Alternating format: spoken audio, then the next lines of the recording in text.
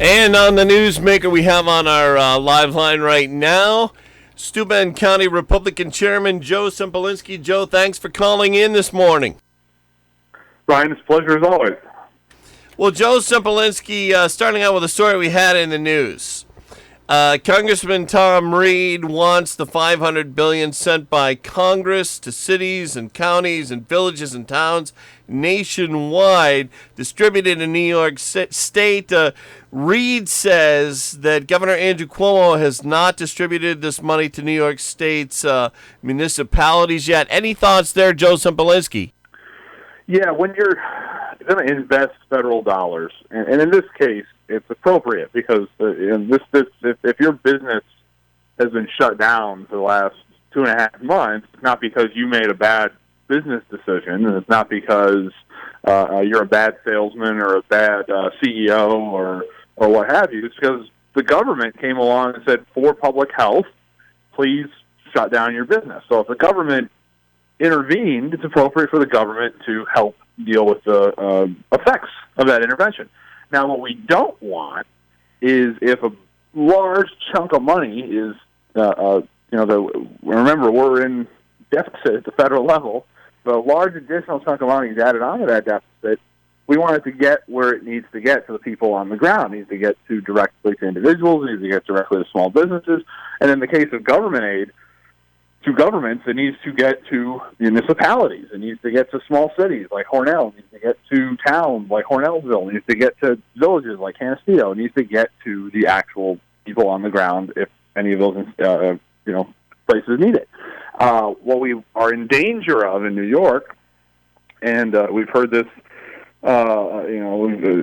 concern coming from both sides of the aisle. Really, is that you send it to Albany for the governor to distribute, and you never see it again, right? Because the governor also has a major budget problem. Now, what he doesn't like to talk about is he had a major budget problem before coronavirus. It wasn't like he had a great, the books were balanced, and then suddenly coronavirus came along. He was dealing with a major deficit. So using that to fill in a hole that is largely, a big chunk of it's his fault, isn't fair. We need, whenever we're spending the taxpayers' dollars, we need to spend it appropriately. And in this case, it's appropriate, but we need to spend it in a way that's effective and getting it directly to the people on the ground, the small communities, the small businesses, individuals that need it is a far better way to make that investment of a large investment in taxpayer dollars than letting Andrew Cuomo get his sticky fingers on it. We're talking with Steuben County Republican Chairman Joe Sempolinski on the topic of the George Floyd protest. Congressman Tom Reed was at one in Elmira recently. How did that go, Joe Sempolinski? Yeah, it was the sort of the model of what you'd want one of these protests to go. It was peaceful. It had participation by law enforcement, had participation by Republicans and Democrats, federal officials, city officials, county officials. You had people all together saying, common sense things like racism is a problem in this country. It has been for as long as we've been a country. That police, by and large, do an excellent job and do an excellent job at great personal risk themselves. We need to make sure that bad police are held accountable, and we can't have police brutality as part of our society. That's what America's all about, is when there's a problem, us coming together and pointing it out and exercising our First Amendment rights of addressing the government for redress of our grievances directly in the Constitution. So it was definitely an exercise of that and solidarity as a community in the Southern Tier. Elmira has one of the larger African-American populations among communities in the Southern Tier, so it's acutely felt the concerns in that particular community. And I can tell you, as when I worked for Congressman Reed in his office, we always had, he was always very much acutely aware of the concerns of the African-American community as part of his larger constituency. And, we're going to, I think our Republican elected officials and the congressmen in particular are going to look toward common sense reforms. We're seeing some really particularly extreme and bizarre ideas coming out of some places, like defunding the police or disbanding the police or abolishing the police, that are starting to come from our friends on the left, which are just bonkers. What we need is reform. And I think, 85% of Americans would agree that, what happened to George Floyd was absolutely horrible. We need to put in place common sense reforms to make sure that this sort of thing doesn't ever happen again to anybody else. Talking with Joe Sempolinski, the Steuben County Republican chair. In your answer there, Joe Sempolinski, you spoke about Congressman Tom Reed had a lot of conversations with African-American voters. What sorts of concerns did they express to Congressman Reed, if you could tell us? Well, one of the big things, and this is, this isn't particular to people who are African-American or any particular group, they want to be heard, right? They want, one thing that Tom's really good at is getting out in the community. A lot of times you have elected officials, and thankfully not so much in this area, but a lot of times you have elected officials, when a crisis happens, they sort of bunker down, and it's good to be out and about in the community, and that forestalls a lot of frustrations and a lot of problems. When a particular segment of the community, in this case the African-American community, knows that they have access to people who are decision makers, they can talk to them and say, all right, this is my issue, this is what's not working for me. Can you help it? Can you make me safe? Can you make me feel appreciated? That's a big part of it. So Tom being out in the community and talking to people, in this case the African-American community, but while we've been dealing with the coronavirus, he's been talking to folks that are in the business community, that are in the education community, that are just regular folks that are dealing with that particular crisis. So we're still dealing with that. So that you can't do your job if you're not willing to talk to your employer. In this case, the voters are his employer, and you can't do your job if you're not willing to talk to certain portions of your constituency, and certainly the African American community in this time of tragedy deserves to be heard and be listened to and appreciated. One thing that you see on Congressman Tom Reed's Facebook and Twitter pages is that Reed takes a lot of criticism. You also see this at Congressman Tom Reed's town halls. And one person said, and this was referring to the whole George Floyd situation, if you are serious, Tom, you will support the House bill introduced by the Democrats. Knowing you, only because the Dems wrote it, you'll oppose it. Now, what would Congressman Reed, how would he answer something like that, Joe Sempolinski? Well, yeah, that's obviously an unfair criticism. Tom works with Democrats all the time, and there are a lot of issues get dealt with in Washington, and the things that are controversial, the things that separate D versus R or make people angry, that gets all the attention. Most things that pass in Washington, D.C. tend to be consensus-type legislation. So I'm sure, this bill was dropped yesterday. I was going to handle it, and like every responsible legislator is going to handle it. First, he's going to read it, right, and see what's in there, and then he's going to talk to the constituencies that are affected by it, the African-American community, law enforcement community, and say, all right, is this going to work? Is this going to solve the problem? Is this what you need? Is it too much or too little or what other ideas are there out there? The Democrats control the House of Representatives, so this bill is going to get a lot of consideration. But I know that I think Senator Romney is going to come up with a piece of legislation. Obviously, I think the president's going to weigh in. We'll see what ends up happening. But the first step is if you have a major piece of legislation that's going to get a lot of consideration, you got to look at it and think about it and be responsible as a legislator, as opposed to just having some sort of knee-jerk reaction. But the implication that Tom is going to, or any member of our state legislators or anybody around here, certainly is going to dismiss a piece of legislation out of hand just because of who wrote it, really does not speak to the record of either Tom Reed or any of our other elected officials that we elect in Steuben County. I can tell you that. Talking to Joe Sempolinski. Joe, do you mind if I read another one of these critical statements on the Twitter page? Yeah, absolutely. Okay, let's see. Where was it? I'm looking at a long list. This is the kind of thing that people say to Reed all the time on his Twitter page. They're responding to a statement that Reed wrote. quote, "That was a thoroughly worthless statement. I'd even go as far as to say it did not solve any problems." I mean, how do you answer something like that, Joe Sempolinski? Well, one thing I want to point out is the fact that, Brian, you can see the negative comments, right? You're a member of the community, you're a member of the media, and you can go on the official Facebook page or Twitter account or what have you, and you can see, especially with Facebook where you have a lot of control, you can see what people are saying. That's not true, I would guess, of every member of Congress or every elected official or at any level. That there's usually a lot of people coming in and say, "Oh no, you got to hide that comment or censor that comment or block that person." And certainly with Tom's official page, his philosophy has always been, unless you're profane or unless you're advocating violence in some way or something along those lines. Certainly for the official social media accounts, people have a right to say what they want to say. And, Tom gets criticized often from the left, sometimes from people of other political persuasions. That's America. Just like I said, people coming together and talking on Friday in Elmira in the constitutionally protected act. This is part of our system of government. If somebody wants to go to a town hall meeting and tell Tom Reed or our other officials that hold town hall meetings that they disagree with them or they're angry with them, they have every right to do so. Sometimes they don't do it in the nicest way. Sometimes they do it in a way that's a little bit rude.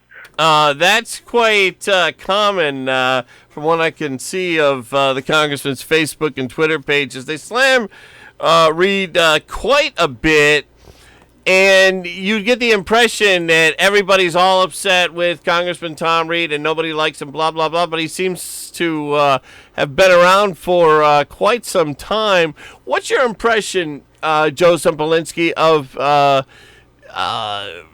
Facebook and Twitter users on the Reed page? I mean, he has some supporters. There are some positive comments on there, but would I be accurate to say that maybe some of them are outside the district and just politically active nationwide on congressional Twitter pages they don't like? Yes, that is quite probable. And sometimes you don't know who actually is the person that's behind the screen name there. Are they really who they say they're going to be? And I would also point out that is not a scientific sample. And frankly, usually you do not get all fired up and write a nasty comment when you agree with somebody. You only do that when you really disagree. So if Tom is taking a vote that 80% of his constituency agrees with, well, those 80%, some of them maybe will say, "Oh, good job," but most of them are just going to go about their day. And they're going to say, "Oh, great," and think about it and say, think something positive, and then, deal with their children or deal with their job. The, 20% that didn't like it, they're going to be more fired up and they're going to be more likely to write. You always have this bias whenever you're seeing one of these things where, just because comments are tilted one particular way does not mean in any way, shape, or form that they're indicative of the broader constituency, especially, as you said, when you don't really know if these people are all registered voters in the 23rd Congressional District. I'm sure a good chunk of them are, and they're entitled to their opinion. But there's probably some folks in there from other places and that are expressing their opinion, but maybe aren't exactly the people that Tom works for. And we're talking with Joe Sempolinski, the Steuben County Republican chair. We're going to take a quick break. We'll be right back. Stay with us. The Ryan Agencies, your local, independent insurance agencies. With insurance, it's not just about the price. You want value. The Ryan Agency works to find the best price, coverage, and service. Finding insurance that matches your needs and budget. Save smart. Contact the Ryan Agencies today for your best insurance value. Insurance protection you can rely on. The Ryan Agency. Your health is more important than ever. So at UR Medicine, we have new ways to stay healthy and safe. With telemedicine, access your medical team from home. And we've redesigned in-person visits to maximize your safety with symptom screenings, reconfigured waiting areas, rigorous disinfection, and masks for everyone. It's UR Medicine redesigned. The access you need, the safety you expect. Visit redesigned.urmc.edu. Little Italy of Hornell would like to thank all their customers for their continued business through this pandemic. Little Italy will continue to serve you Monday, Wednesday, Thursday, Friday, and Saturday, 9 a.m. until 9 p.m. Check out the Little Italy Facebook page for updated information in the weeks to come. Delivery and takeout available. That's Little Italy of Hornell. Phone 324-6740, 324-6740. Back with Steuben County Republican Chair Joe Sempolinski, and back to the topic that we started with COVID-19. Want to talk a little bit about Phase 2, Joe Sempolinski. Are you hearing, is Congressman Tom Reed hearing from the voters and on the issue of unemployment claims? I've heard from people like State Senator Tom O'Mara that situation is improving as far as less calls, a lot less calls coming into Senator Tom O'Mara's Senate office saying that their unemployment checks are not coming in. Any word or any thoughts on that, Joe Sempolinski? Yeah, I mean, the overall health of the economy, the latest data seems to show that it's recovering quicker than we were concerned about, at least initially. We got to make sure that it continues. And we're hoping for a V-shaped recession where you have a sharp down that happens real quick, and then because it was sort of this government intervention as opposed to underlying economic forces, you have a sharp escape from it, and within a few months we're back up and running close to where we were. We were very concerned that the unemployment level would be at 19, 20, 18%. Looks like it was a good chunk less than that in the latest jobs report. That's the first sign that maybe we're on this V trajectory as opposed to this drawn-out recovery. There's good reason to think that because this was caused by a choice, right? The people of the world, through their leadership, decided to shut down the economy for a little while. It wasn't like we had just a recession happen. So there's signs of life there. Now, what's dangerous in our area, in the southern tier, is the economy is always, thanks to our friends in Albany, a little shaky to begin with. So we got to make sure that things like we talked about, that any government intervention goes directly to the people who need it, happen, that we do everything we can to as quickly as possible get businesses open. Certainly it's looking more and more like we can do that safer and safer. So let's move this along to as normal an economy as possible, as quickly as possible, obviously with things like as much social distancing and as much personal protective gear and all these things. But it's certainly looking like that we can move that along a lot quicker than we had originally worried about. So the signs of life, things are looking positive.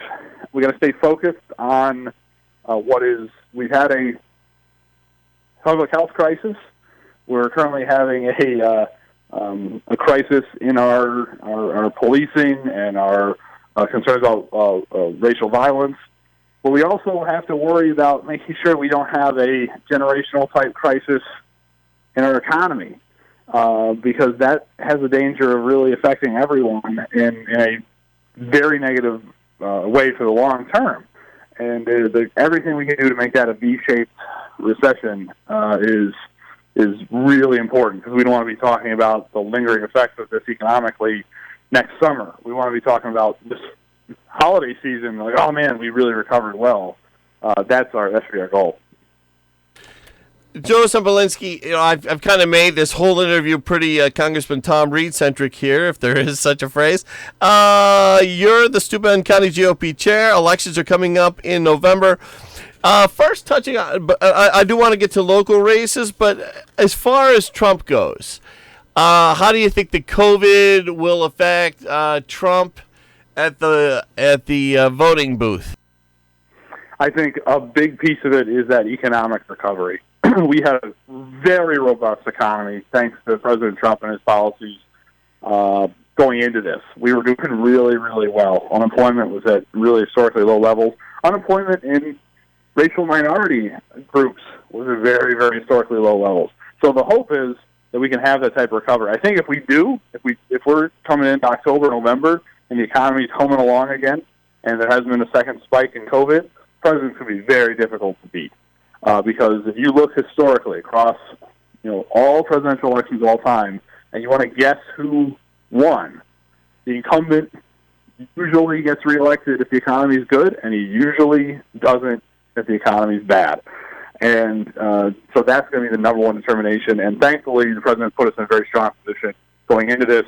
And I know from seeing what he is saying, he's really laser focused on that because he's not stupid. The president knows that's what people are going to judge him on because your pocketbook sort of comes before everything else. So if these positive indications continue where we're at, the president's going to be in a very good position come November. But we need to continue to reopen and do it safely and get everybody back to some sort of semblance of normal life. But I'm proud to support the president, and I think that certainly the extremism of the Democrats as the alternative is going to help the president as well. And I was going to ask you about local races, but we're so short on time. We'll have to do that at another time. Joe Sempolinski, which do you think will be the biggest factor going into the November races? The George Floyd death and the protests following it, or COVID-19? Do you have a sense of which will play a bigger role? I think that in the elections, probably the COVID-19 and the aftermath, because they are really they have the potential to affect the economy systemically. The Floyd protests are a little different because from an electoral perspective, you're really talking about problems in some of these major cities. Obviously, racism occurs everywhere in our country, but some of the real problems with policing have occurred in our major cities. And most of them are run by Democrats. So it's not one of these things where, the Republicans are doing something wrong and the Democrats are doing something wrong, or vice versa. You have a situation where you have a lot of democratically run cities that have been really treating their constituencies horribly. And so it has a different impact electorally when you're talking about that, where it's a constituency, the African-American constituency, that tends to vote heavily Democratic, really concerned about local governments, which are also run by other Democrats. That's an interesting dynamic that doesn't affect. It's very important. We have to deal with it as a society. It's necessary. It's important to deal with, but it doesn't sort of directly impact the choice between Joe Biden and Donald Trump in the same way that perhaps COVID or the economy would. That's just my personal opinion. So important at a national scale, but maybe impacts the election a little differently. Okay, well, we've been speaking with Steuben County GOP Chairman Joe Sempolinski. Out of time. Joe, I want to thank you so much for coming on today. Always a pleasure. Always a pleasure. Really appreciate, and everybody in the Hornell area and the Canasteo Valley, stay safe. We're going to get things up and running soon, and we're going to have a fun summer. It's going to be good. Great. Joe Sempolinski, again, thank you for joining us. It's AM 1480 WLEA Hornell. And a little change in plans here. Won't be Dr. Ostrauer this morning. Instead, St. James Hospital's called in. They'd like to come on. We'll move Dr. Ostrauer to tomorrow. Stay tuned for a new pain management doctor from St. James. Stay with us.